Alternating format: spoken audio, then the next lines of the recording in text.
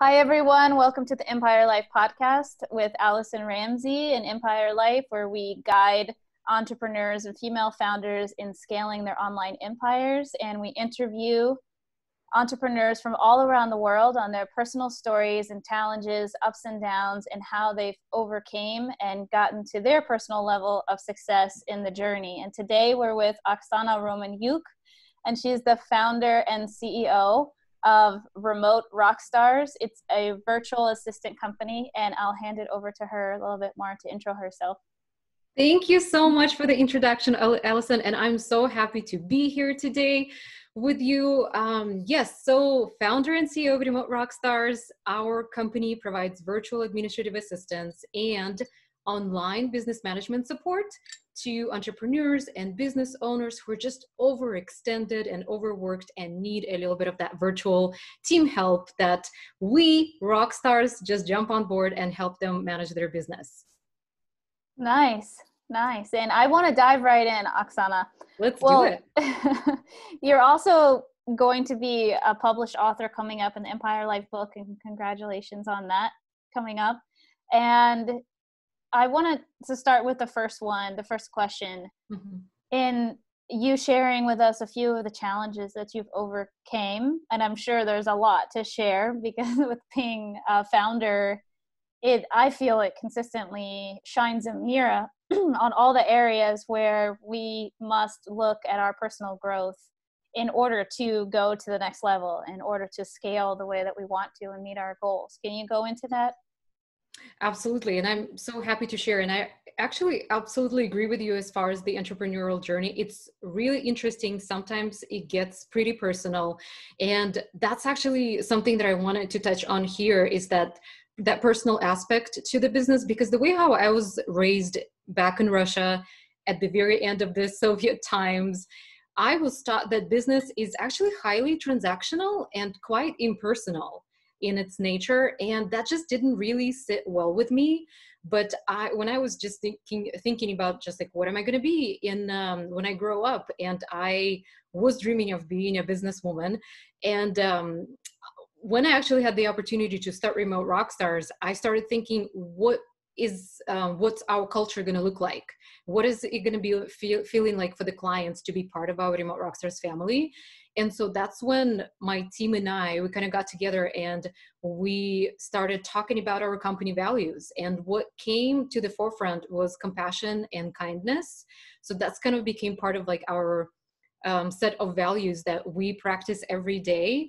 And love and nurture and taking care of our clients. This is just kind of, I guess, our unique value that we bring into the relationship. So all of our client relationships are very much personal, and they are like our family, and we really stand by and we're passionate about their visions and the missions and the client work that they do. So basically impacting the world and then helping the clients create that impact and then help them grow their businesses. This is kind of ultimately our mission.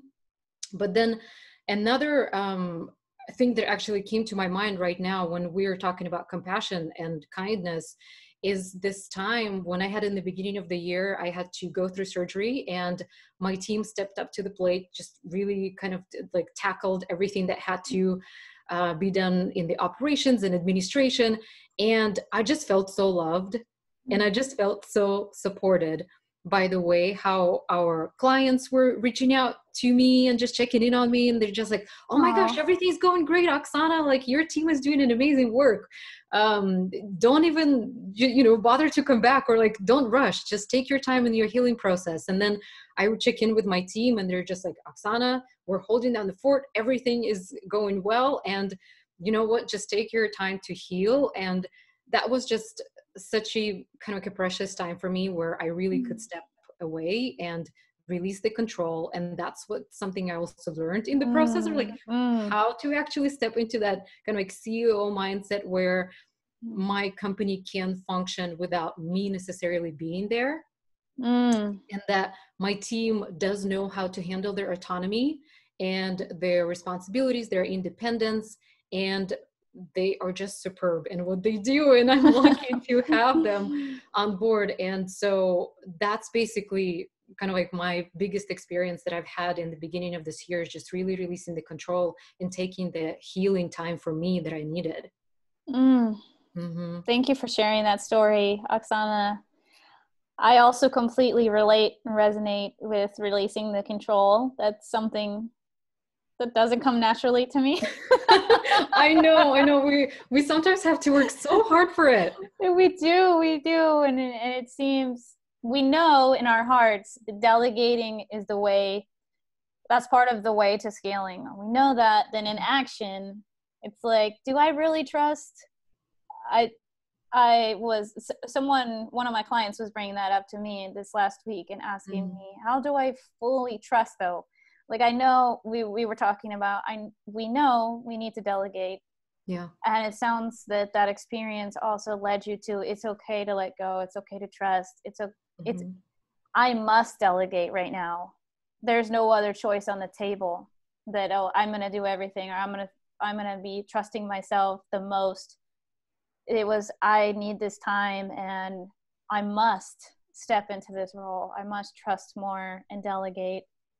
And then the other aspect is like, not everyone may not do it in a perfect way as what we think we would do it, that they're doing it in the best way that they can, and it's good enough. It's good enough. And it's great that we can be a little hands off, because then we can focus our energy on, you know, nourishing the leads that we have coming in, or doing a live video, or writing a book, or other projects that really nurture our soul, because we have these amazing people that are doing good enough. They're doing their best. I so agree. And I was just going to say that kind of like on the technical side, I definitely took some steps to work with the team members, to designate a project manager, and to talk to the clients, right? To just kind of prepare for that time. But then the other side of it was my mental space, and how I had to shift into taking a break and just being okay with it, and letting go of the reins. And then when I came back after surgery, I actually never stepped into that technician role of performing the client work anymore, like speaking the E-Myth language. So you're a technician, and then you're a manager, and then you're the visionary entrepreneur. And so that experience actually allowed me to transition from that performer of the tasks to being the actual manager, and then overseeing things. And you're absolutely right. It did actually free up some time for the business development, maybe to nurture clients and pay a little bit more attention to them, and maybe have some personal conversations outside of work. And then also some opportunities like talking to you today, for instance, right? Because otherwise I would be so buried in the client tasks that I wouldn't even have the space to mental or physical space to create these opportunities. And that's just really invaluable. I'm really grateful. It is. I'm grateful to hear your experience, because that's been something that I've gone through too. And I go through waves of being more comfortable with delegating, and how can I do it better? How can I better communicate? And really all that personal development and the emotional side, like you said, that it's good enough. I trust my team's going to deliver. They're amazing about what they do. And that also leads me into, I've had a lot of women that I've supported within Empire Life that feel quite uncomfortable with taking on a team, and almost like, I'm this warrior and I'm solo. They're almost wearing this badge of honor that I'm a solo entrepreneur. You may have heard it too. Yeah. And I'm going to do, either they're worried about hiring a team, or they think it's overwhelming, or I was wondering what your thought process is on that, and what you would tell them. You know, it's the resistance comes from different areas, and some of it could be fear of releasing control, and fear of not being able to uphold that perfect reputation, and maybe to look weaker in front of people. contributing to their business and not being perfect in front of their clients, or their product is just not looking as perfect as they would want. So it's all these different aspects, right? When it comes to the customer service, when it's client work, or the service that they really work. So I completely understand. It's different types of fears, and control is actually a really big part of it. And also, I feel like it's the challenge of that clear communication, like you were talking about just now, and how can we provide clear instructions and that delegation piece that empowers and sets up our virtual team for success from the very start, right? So, and also the trust. I mean, trust is absolutely huge, the confidentiality aspect of it. And so this is something that we often talk to our clients too, because some of them handle really sensitive information about their clients, and be it the payments, be it maybe some of their personal records that they have access to, or health records, depending on what industry they're in. So a lot of it kind of comes into play when making a decision. But ultimately, it's basically, I feel like making a decision of what's going to work for you and what's going to support you the best, and what's the best time, or like what's the best way to use up your energy and time, and what's your zone of genius is. And if I'm a firm believer that I personally cannot do everything by myself. So my team members actually help a lot, not only with the client work, but also with internal, administrative, and operational things with remote rock stars. And I think we just talked about this, that we cannot also possess all the skills and know how to do everything. Oh my goodness. And For honestly, sure. I sometimes don't even have interest in learning everything. Me too. Like, Same. it's just not my cup of tea. Yeah. And so that's when I welcome these people to my team to just really complement us, and let them strive, or thrive actually in their zone of genius, rather than me trying to learn everything. I completely agree. I feel that way about graphic design. I know I can do it.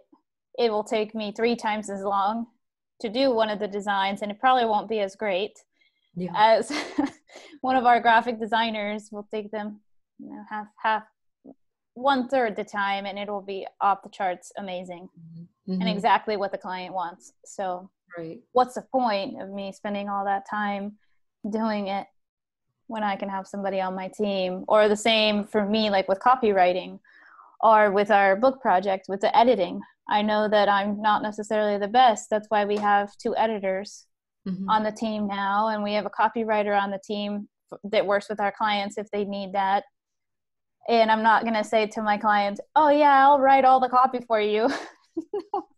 I just tell them, honestly, I'm going to need you to write the copy. I'm building all the infrastructure. That's my zone of genius, to make it easy to take your copy and then plug it in and put it where it needs to go. I can guide you. I can look over it.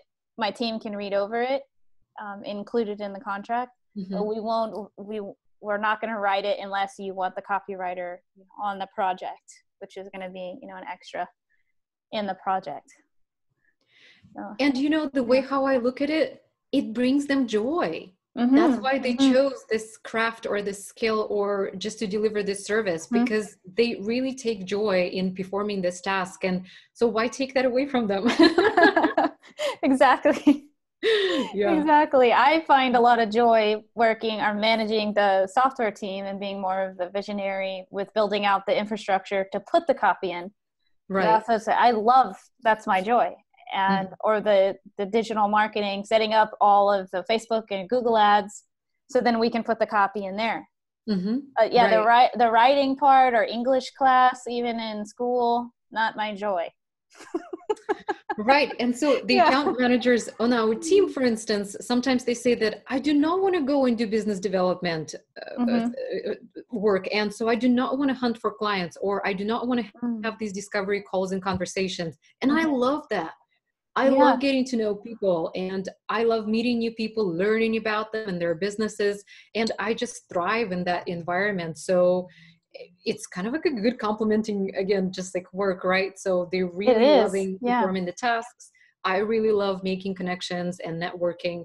It's something where I put my energy and time into. And yes, so it's a good combination and balance. I agree completely. And that leads me also to the next one.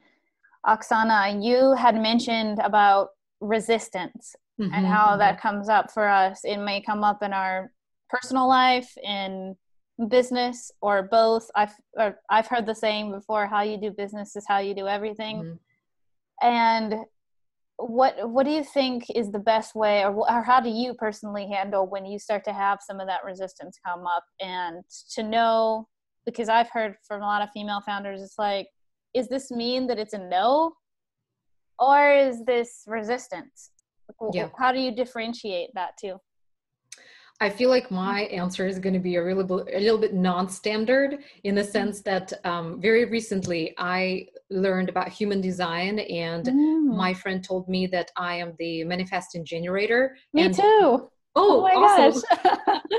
The way right, the way how she was describing to me, like my areas of strength and kind of like my energy flow in the body and everything, it just, a lot of things really clicked for me. And a lot of things started making more sense in the way how I approach things in life. And so, talking about resistance, for me, I've kind of realized that it's more about me getting quiet and getting to my neutral state. It's not making a decision or finding a solution or trying to come up with an explanation where the resistance is coming from my low or high. It's actually trying to get to that neutral state, where I'm fully present and not attached to any outcome. And so kind of trusting in that state, then if it's not meant to be, it's not meant to be. If it's going to happen, it's going to happen.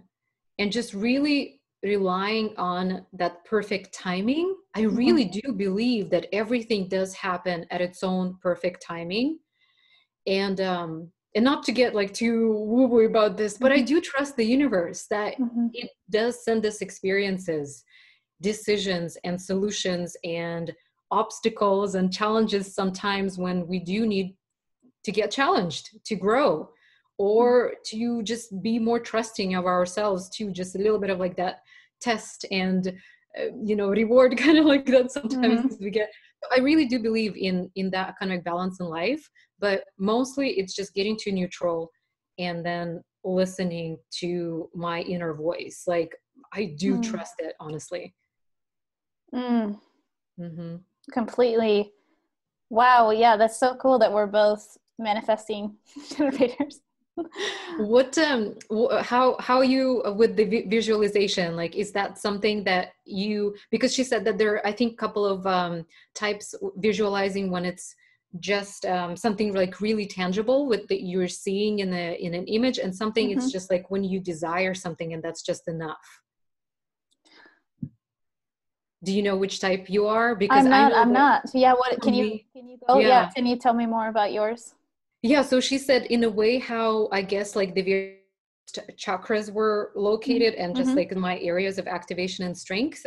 So she was saying that very specific visualizations are going to be working the best for me. Like, if I visualize a pen, like to the very, very like little minutiae details, then this is the best way for me to manifest something into reality. Okay. By this specific vision. So she's like, if you see something in the magazine and you just love it and you want that item, or you want something desire, just cut out a picture and put it on your vision board and look at it and visualize the exact specific details, and they'll come true. I love it. Well, maybe you can connect me with her and she can go more into it. I had a few, yeah, and I would love to go more into that. I have a feeling that I feel connected to what you're saying, that it definitely resonates with me. And I had a few sessions with a lady named Pam, and she's actually local in Austin, and we went kind of in the detail about it. And one thing that stood out for me that she was telling me about how I receive is I need to allow the process of receiving. That I may have been told before growing up, and you probably as well, like, you gotta go, you gotta do.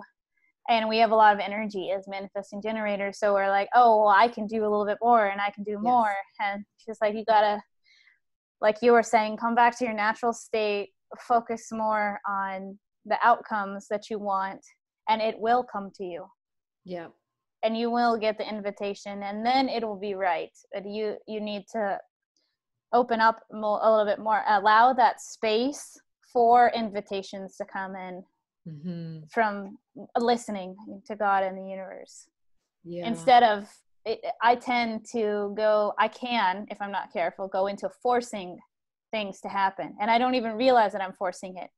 Well, let's say the difference of sending out 30 podcast invitations as opposed to waiting and having, really amazing friendships and building relationships, and then having those women, when they express an interest to me on the podcast, that it feels in alignment, like that difference in that, or inviting someone, or somebody reaches out to me to have a Empire Life support them, as opposed to reaching out to people that I don't know very well every day. I kind of allowing the space. Do you find that to be true for you too? Well, generally receiving, I feel like this is kind of like a hard thing for a lot of us. And for me in particular, because I do find myself, and just like I mentioned earlier, I'm more of just like nurturing and taking care of people. But then how I often ask myself, like, Oxana, what have you done to fill up your love tank? Where is your energy level, right? And so that's why, maybe having a morning routine, a quiet time, and I actually have it on my calendar as like a quiet morning. Oh, perfect. Like 1 hour when I truly recharge, and then I feel like I'm more prepared and ready to be completely present, and then share my energy with everyone who I come in touch with every day. And so yes, receiving is hard, and sometimes we have to create the space for it to actually happen. And giving just comes so natural to us. And I know that I tend to be sometimes overgiving with our clients and oversharing of just my personal time, and maybe sometimes even volunteering our team members to participate in some of the tasks and projects. And so yes, definitely that's present. And I am learning how to be more aware of it, just practicing that awareness, and not putting myself last. And that's why quiet mornings are on my calendar. And then I also have like a sacred time blocked also on my calendar, where it's different, usually more like active, like my body nourishing activities like yoga, or maybe meditation or Kundalini yoga. I love those because it's kind of a combination of both. Yeah, something like that. And what do you do exactly in your morning routine?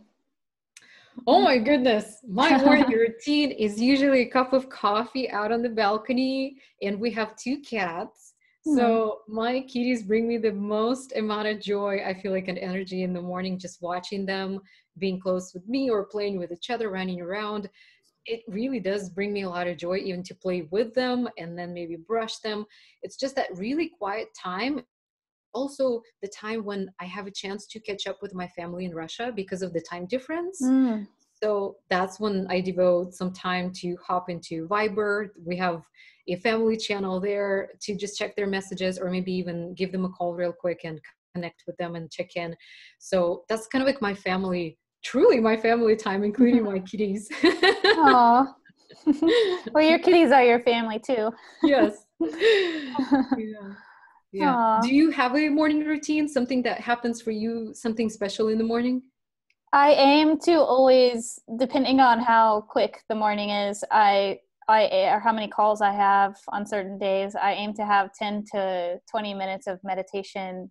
I just lay down and I'm still for that time, and I check in where I'm feeling tension in my body, and aim to let that go before I start my day, and nourish myself with affirmations, coming back to center, checking in with how my emotions are, what I'm feeling. And then I have times throughout the day where I do that too, and my daughter's like, are you okay? She sees me all the time laying on the yoga mat or meditating. I love affirmations, positive affirmations. That Mhm. actually has come into my practice a little bit in the gratitude journal that I just started last week. Oh, great. And I am honestly feeling so excited about it. And I was just like, "Oh, why didn't I do this Mhm. before? And like, why has it taken me so long to actually, implement this practice where everyone's talking so much about gratitude, and Mm. that's a beautiful practice to incorporate. And Mhm. well, let's see what kind of like what else unfolds for me. But so far, it's really uplifting. It's fascinating how well, in my romantic relationship, I've noticed, or I'll remind him that, we can't be angry and grateful at the same time. So when we shift, and we may not be, there may be some resistance to shifting because there's Uh-huh. something in the anger that's serving us. So shifting that energy to gratitude allows us to let go of more negative emotion, or negative experiencing emotions like frustration, anger, and get in touch with it completely shifts. And I How find that, interesting. yeah, I find that really interesting to remind ourselves too, that when we're upset, like, what is it that I'm really grateful for in this, or how is this situation serving me? What might I be learning if we can't quite find something that we're grateful for because we're just too angry? Which I have experienced. It's like, what might I be, how is this serving me? Mhm. Because I know, and then I also ask myself, what am I really upset about? What's really going on here? And aiming to kind of peel back the layers. What's the core feeling of this, and why? And then why am I grateful that this core feeling is coming up? And how can I give, so the underneath the layers, if we discover, oh, I'm not feeling loved Mhm. by XYZ person, how can I give myself love right now? That leads me back to, that might be an affirmation of, I am love. I already am love. Therefore, I don't necessarily need someone outside of me Yeah. to show me this or to demonstrate this. I can be still, and I can give myself love, and I actually am, my whole being is love. I so believe it. Yes. And one more question that I actually usually add to this is, what would love do? Yeah, exactly. Especially Yeah, when I'm I love that. angry and Yes. my whole being, my attitude changes. Mm-hmm. It's so magical, right? How like It these is. simple questions have so much power actually in completely changing our reaction to things and like our attitude. Yeah. Our Yes. vibration, our energy, just like, yes, like all of this. Even with clients, I asked myself that, I think it was a few weeks ago. Usually clients need to give a 30-day notice to myself or my team if Okay. they want to renew or not renew their contract. And with everything going on, one of our clients forgot. And she is having some financial things going on. Mm. And I asked myself, what would love do? And love would understand. Love would have compassion. Love wouldn't be like, oh, well, you didn't let us know. So it was like, whenever you're ready, you can renew the contract, and Mhm. don't worry about anything. So that helped me to answer how to approach that Yeah. situation. Yeah. Because like you said, it's not transactional. They're family. And I know that she's going to renew her contract when she's ready. I know that she's going to continue to do amazing things.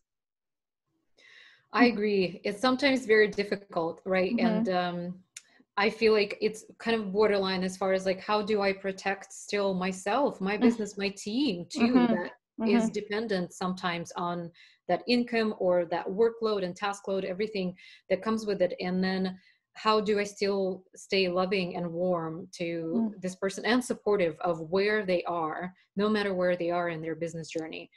Exactly. And So, she was beyond appreciative, beyond like, you didn't have to do this, and you didn't have to be this compassionate towards me. And now I'm even completely on board with renewing the contract as soon as I can. They created the opposite effect of, with the compassion. it gets us more of the results that we would like.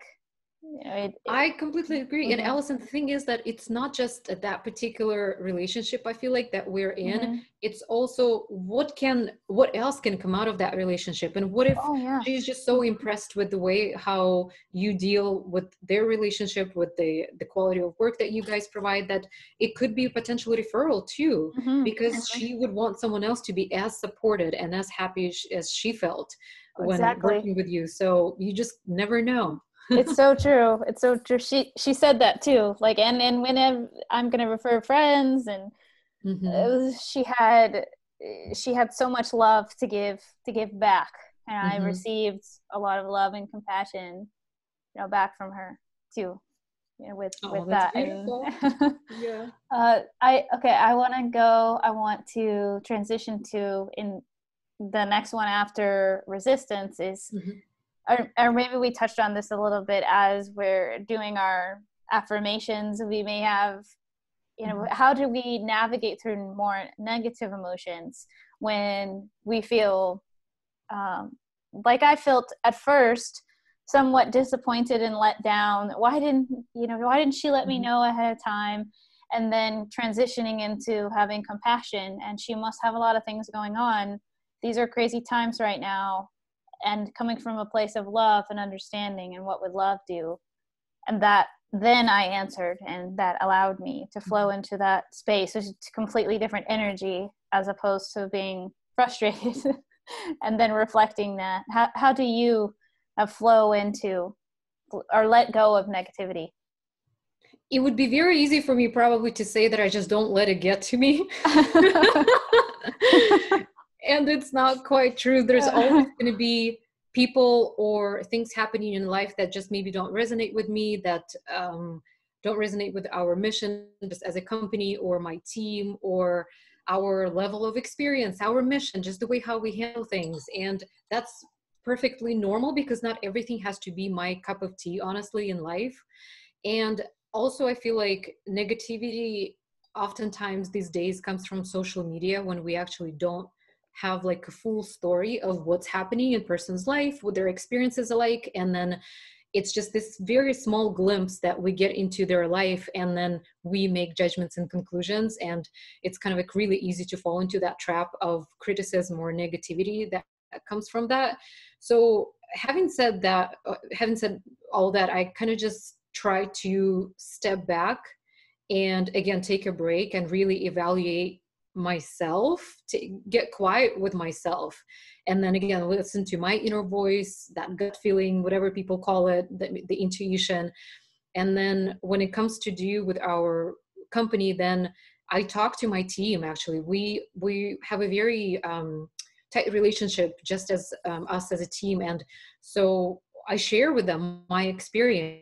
I actually use like this technique of crucial conversations. It's actually a book Mm, that talks a little bit about this shared pool of knowledge, especially when a few mm, people are involved in a situation where negativity takes place, be it with the clients or between our team members. That actually mm-hmm. has never happened before, but I'm just Knock imagining, on wood. Yeah, that's right, awesome. that if it were to happen, I would definitely engage this technique, as far as, I present my side of the story. The other person talks about their side of the story. We mostly operate on facts, not so much on emotions, but Mm-hmm. then we share this pool of knowledge. And that's the collection of that information that sheds the light on actually what might have happened, right? Like where that misunderstanding happened, or where the negativity could have been born and come from. And so that's what helps me a lot, I feel like, in handling these difficult conversations with family, friends, like anyone that kind of comes into my place. Again, just inviting them into that safe space of just let's talk it out. And I am very honest and transparent with, I try to be as much as I can, Mm-hmm. like with everyone in my life. And actually honesty is something, and integrity is part of my values, for especially for 2020, to start like being more of my authentic self. And so again, like when negativity comes through, I'm just throwing those crucial conversations at it, like let's resolve the situation and move on, and just have clean and clear hearts as far as like we're moving forward. Mm-hmm. I definitely I feel the same way, and with clients, I would like them to just tell me if something was coming up for them, or hop on a call and talk it through. I've had, yeah, I completely resonate with what you're saying. I've had a lot of experience where my heart was beating and my palms were sweating. At the same time, I knew it was going to help our hearts be more clean and pave a healthier way forward, or healthier future. And it's worth it to step into that discomfort if it feels, it might most likely feel uncomfortable, because our bodies feel that we're in a conflict. Yeah. A lot of times, if we hear a tone of voice that maybe we don't agree with, or we're hearing something that could be taken offensively, we need to let go of, that's not personal.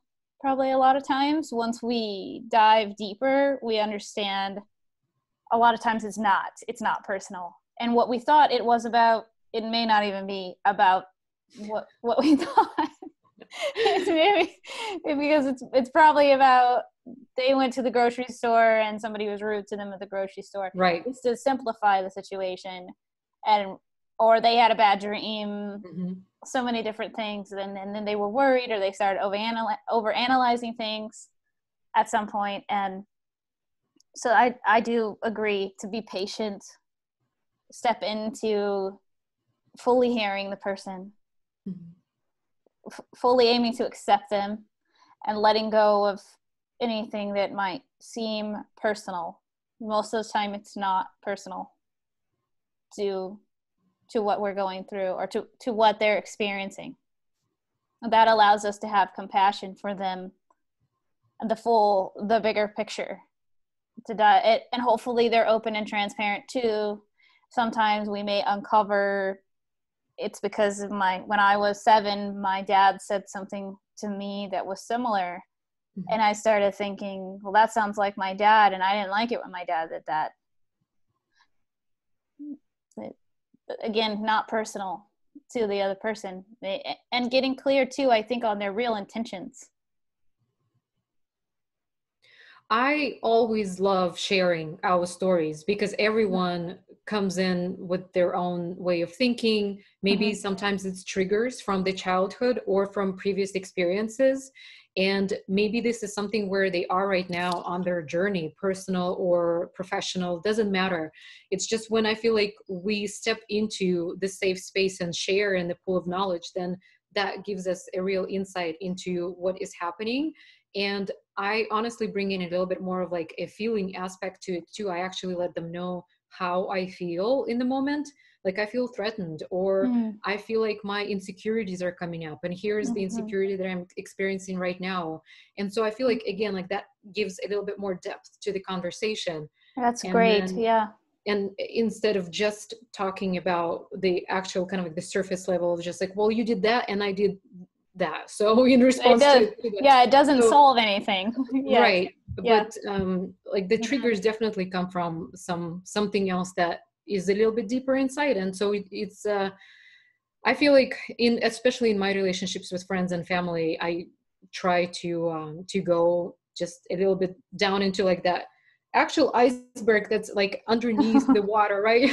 Yes. Yeah. And that leads me to also, especially with women, asking for what we need and being allowing the space to receive that. For example, if I didn't sleep well and I'm in probably a different kind of energy, that I'm a little less patient maybe with the people around me, I need to ask for, if I want them to be more patient with me, would be more wise for me to say, hey, I didn't sleep well last night, and I'm sorry if I seem a little less patient with you. Please, can you please understand that, or please have a little bit more understanding of me today.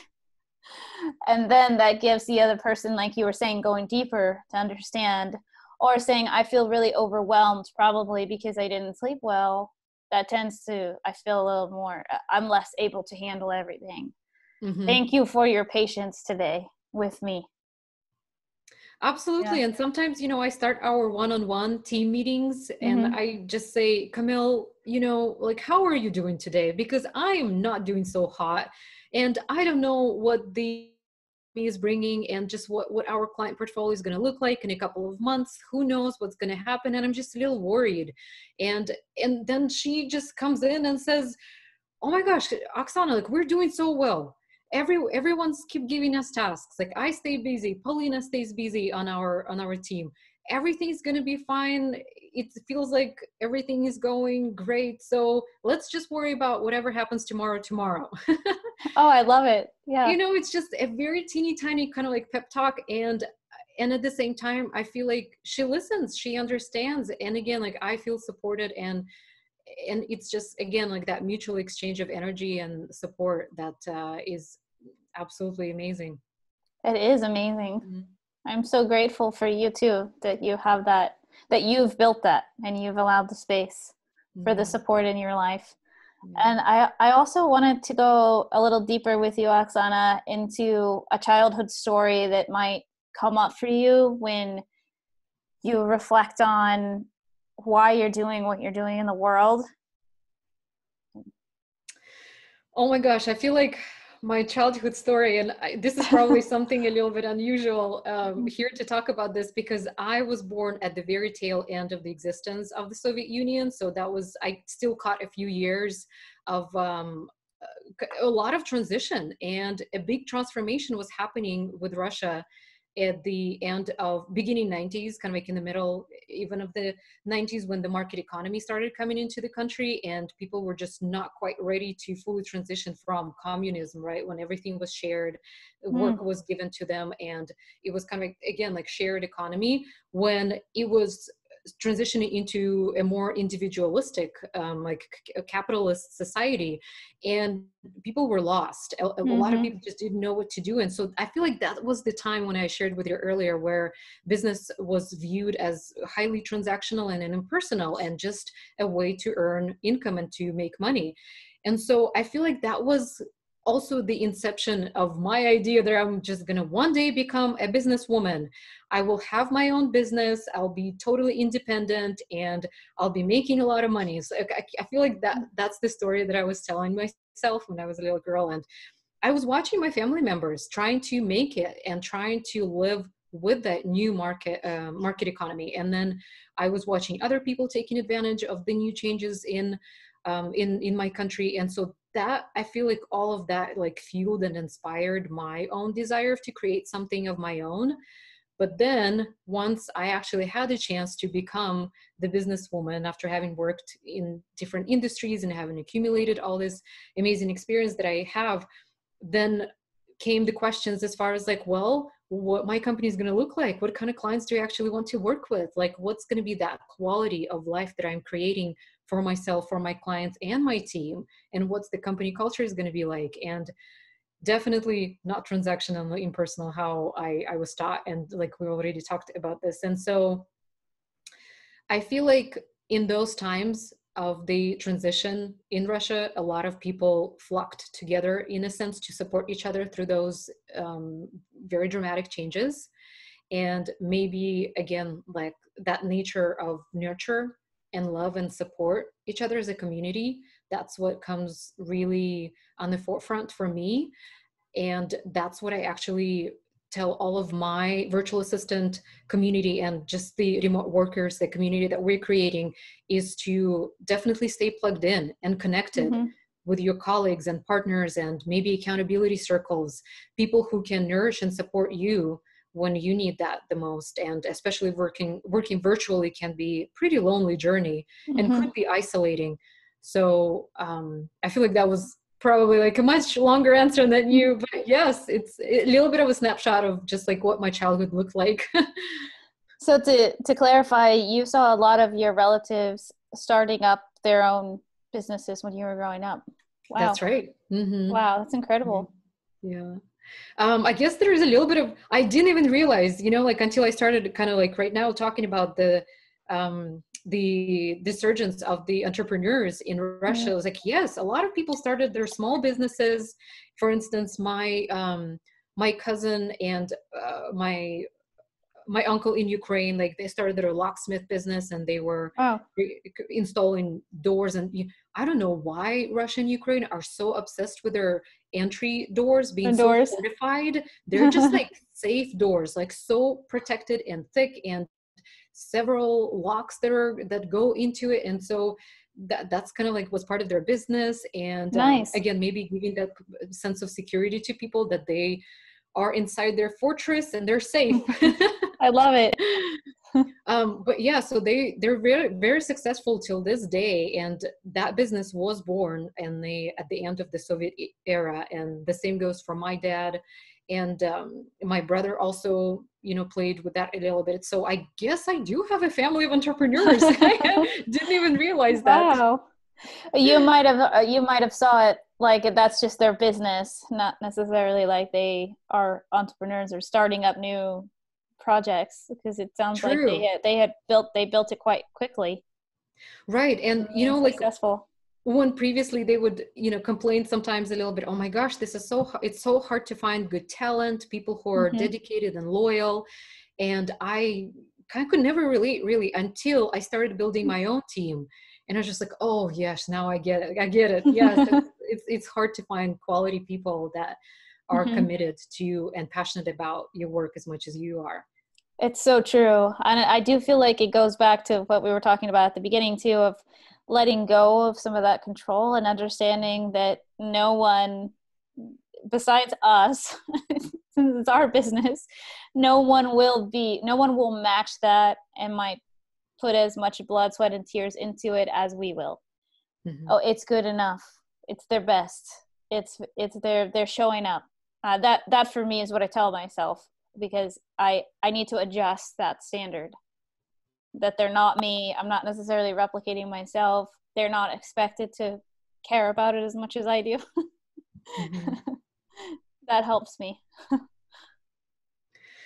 Yes, so we internally we try to stay on top of our professional development, Hmm. and one of Hmm. actually our company goals this particular year is to elevate our professional experience. So Oh, oftentimes, as a business owner, I give access to our team members to different courses and programs that I feel like could be valuable to them on something that they're interested in. In the team survey, we actually have one of the questions as far as like, what are the professional courses or memberships or associations you would be interested in?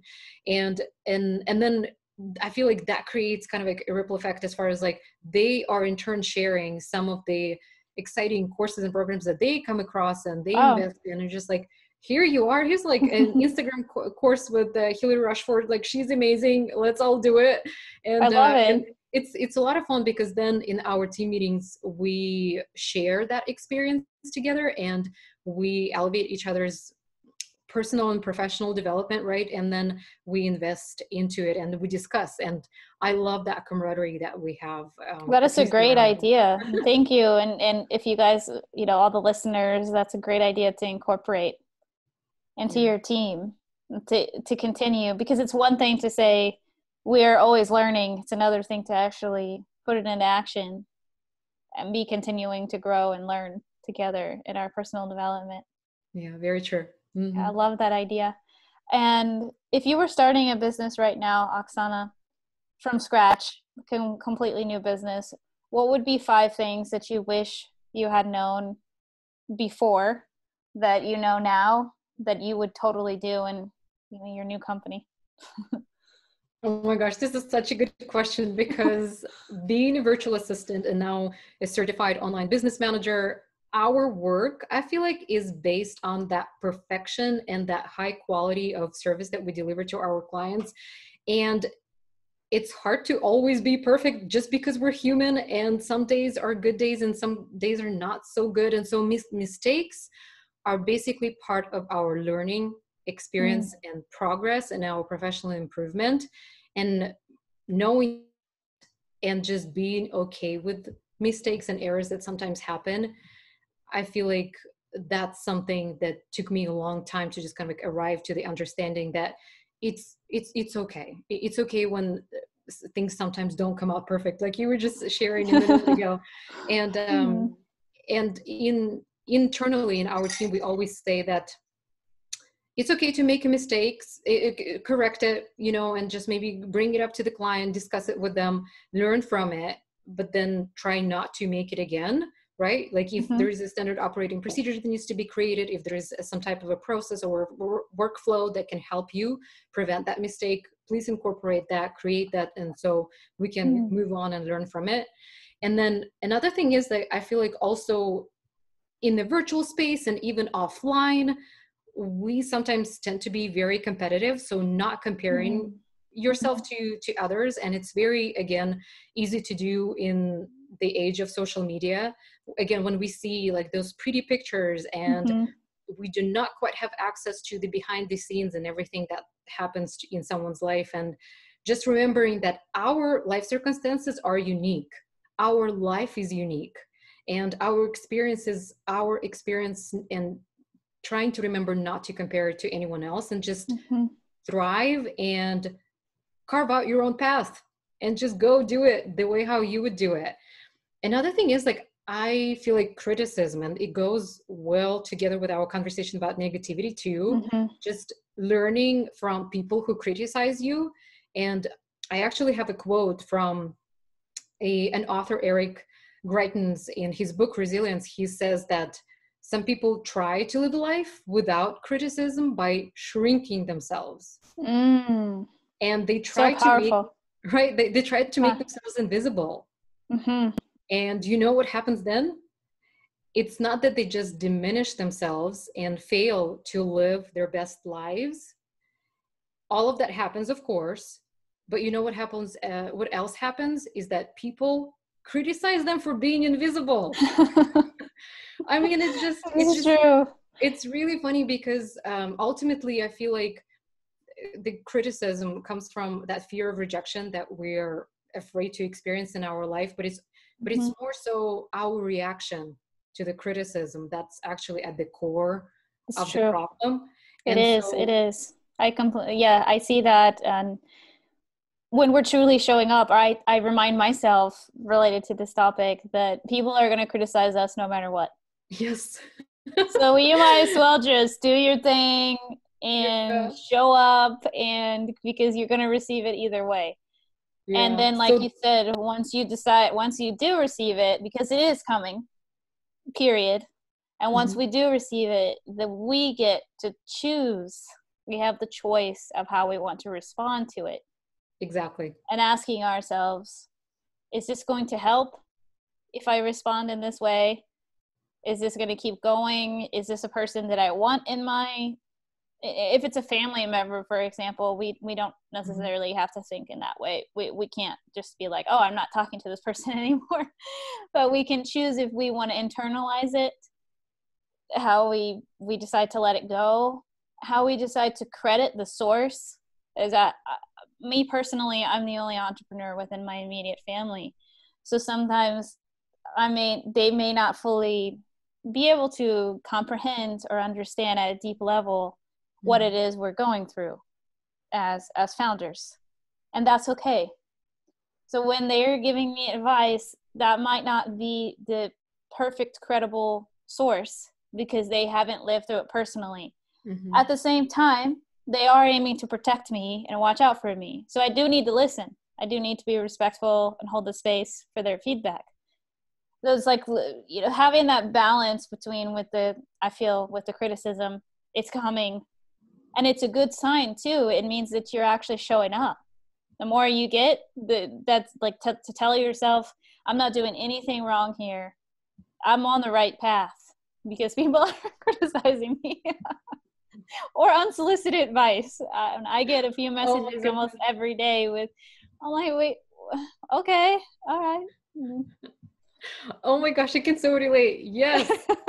I mean, on the one hand, we'll try like criticism not to bring us down and Mm-hmm. just maybe encourage us to be better. On the other hand, surrounding ourselves with people who would cheer us about our successes and who would stand by, and who would want us to succeed. But then they also have a thing or two to say, and sometimes it's not always pleasant to hear it or receive that information. But I feel like having those people that would genuinely actually want to invest their energy, their time, and their kindness into sharing their feedback with us, and having those people like in our inner circle, like our Mm-hmm. pillars of strength, right? And so it could be our industry leaders, it could be the inspirational gurus and maybe personal development figures. I actually try to always have people that surround me in that like inner circle. And even then, right, so welcoming that feedback, it's just like, okay, this is just not my day, how about tomorrow? Yeah. I will listen to you. Yeah, that leads to another question I've learned. When I was a teenager, I think I tend to be very overly protective of people that are closest to me. And so I can tend to go into, have you thought about this? And, oh, let's also do this. And feel that I'm really protecting them and sharing with them. I've learned to take a step back and ask, do you feel like this is a good time for you to receive some feedback that I have about XYZ? Yeah. And releasing, if they say, oh, no, I'm overwhelmed, I'm just not quite in the headspace right now to hear you. Okay, we can revisit that later, no worries. I understand more how to support them in that moment.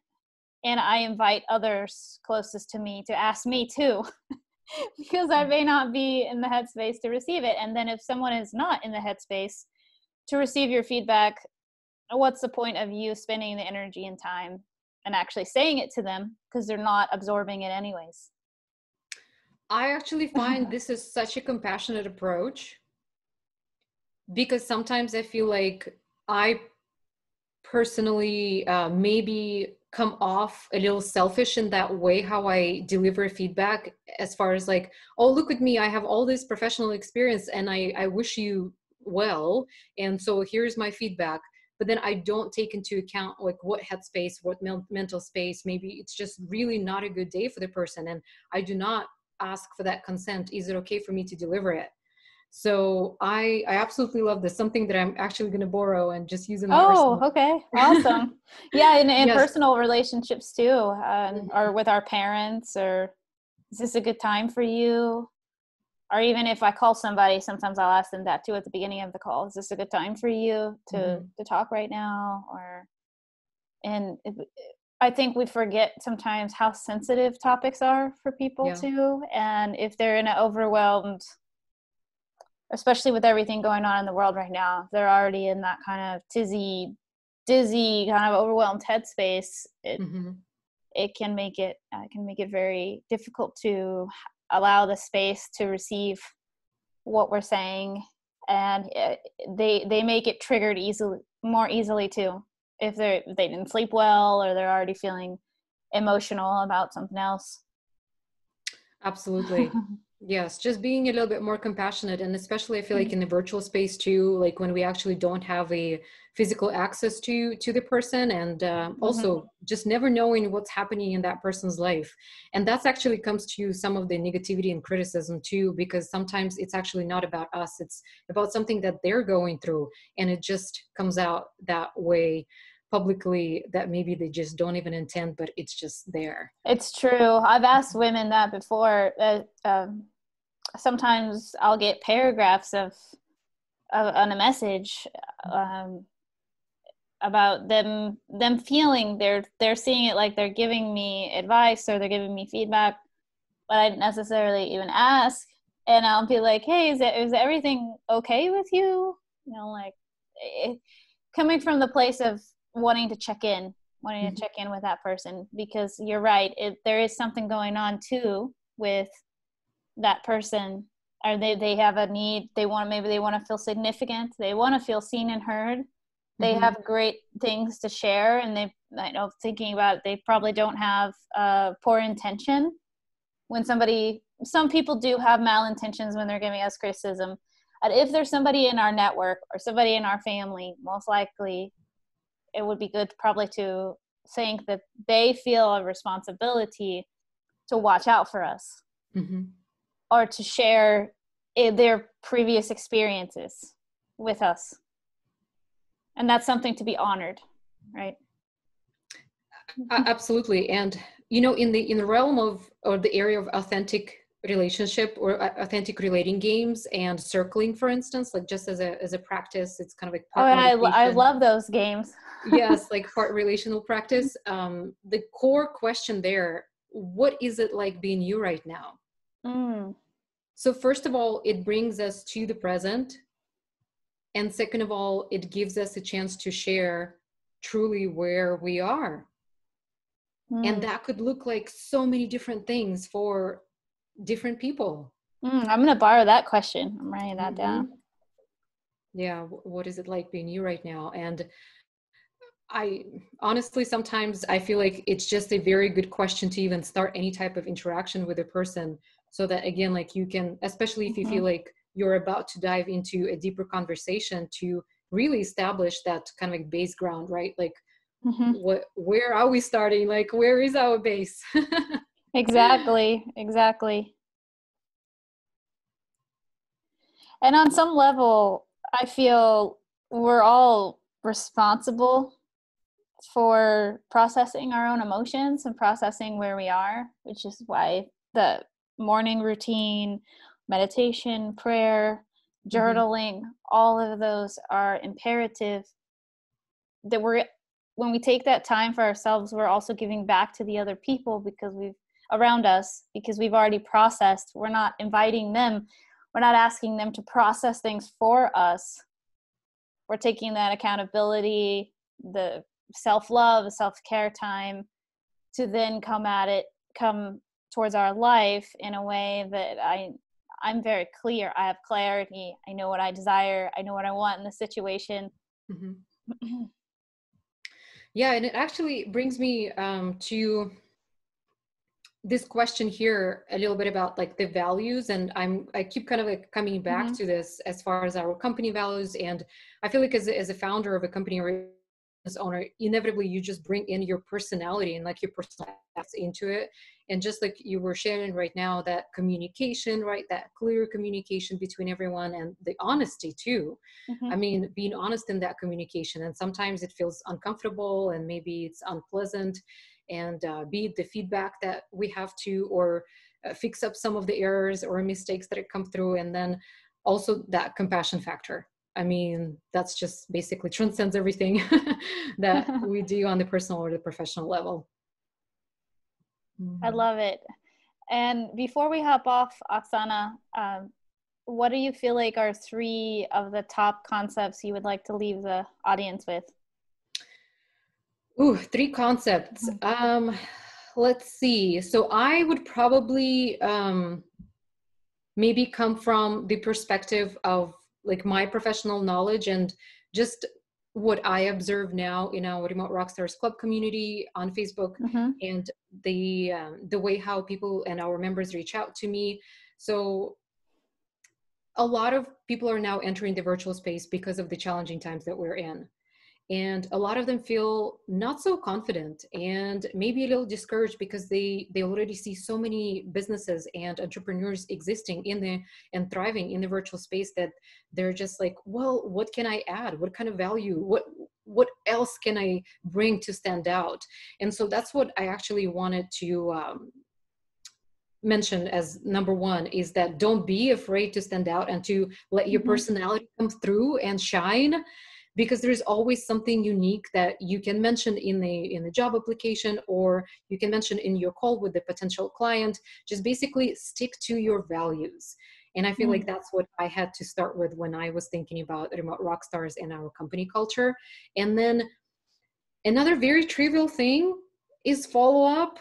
I mean, I just have to mention this, even though this is very simple and maybe not so deep, but it's so important these days, especially for people who are in a challenging financial situation and they're, again, getting discouraged because they're not getting any response back.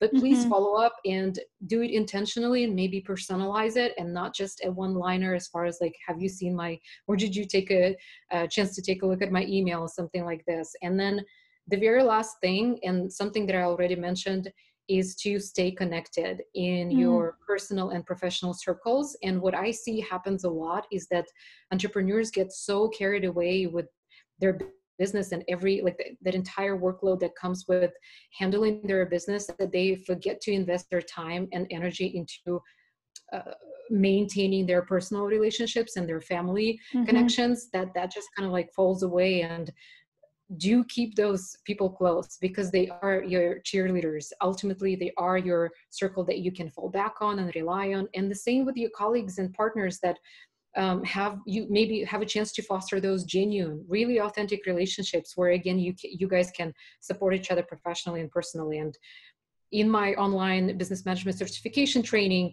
we actually created a small accountability Fabulous Four, and we still stay connected and we still meet twice a month.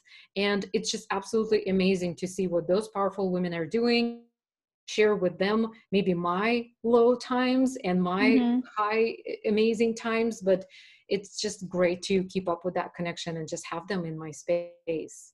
Wow, that's a great idea. How did you do you said the Fab Four? Yes, Fabulous Four. We just Fabulous came up Four. with a silly I love name. it. We're keeping up on Slack, so we have our own channel, and that's how we stay connected. And then we have a standing meeting in our calendar with the Zoom link where we just meet bi-weekly and share what's happening in our world. It's incredible. How did you find those women, or those are already women that you're good friends with? You know what's amazing? It's again Facebook. No matter how many bad things people talk about Facebook, but Facebook groups do actually help a lot for people to stay connected. So we were part of the certification program, that particular cohort. And so we just connected through some of the interactions in the group and kind of like all clicked. And so it's 4 of us, and now we're actually 5. There's one more person that joined us. She was also in our certification program. It just didn't connect with us at that time. And yeah, so absolutely amazing accountability in this inner circle that we have, and I just love those ladies. I love it too. I'm very inspired by your story about starting something like that as well. That's where it's at. I completely agree with. I'd be there if you were to organize something. I love it. I love it. Like almost like a mastermind kind of inner circle. And I agree with it being really small, because then you can dive a lot deeper, or something larger, and then having small groups that people can go into. Absolutely. And you probably know from your personal experience, when you invest in more like higher end masterminds or accelerators, like those types of like higher touch programs, you do actually come out with some deep relationships and these professional connections that last for years. And I feel like that's just another kind of like selling point, right? Like about investing into those, it's those authentic connections that you foster for life. It is completely. And when the country starts opening up again, people can start meeting each other I like when those kind of masterminds also connect with some kind of event that everybody gets to meet each other at. That's also great. I agree. Yeah. And how can people connect with you further, Oxana? Is that Remote Rockstars on Instagram? It is Remote Rockstars. It's our website, Remote Rockstars. We have a business page on Facebook under the same name. And then we also have a community actually designed for virtual assistants, online business managers to get some professional training, and then for entrepreneurs and business owners to get maybe some hiring support for virtual members. So it's kind of like a good combination of both worlds. That's Remote Rockstars Club group on Facebook. So basically, anywhere you can type in Remote Rockstars, we come through. Perfect. Yeah, you have amazing SEO too, because it definitely comes up first. Yeah. Oh, it was such a pleasure having you on today and learning more about you. Oh my gosh, I thoroughly enjoyed our conversation. This was basically the best probably podcast I've ever been on. Oh, thank you. Thanks for being here with us. Thank you, Allison.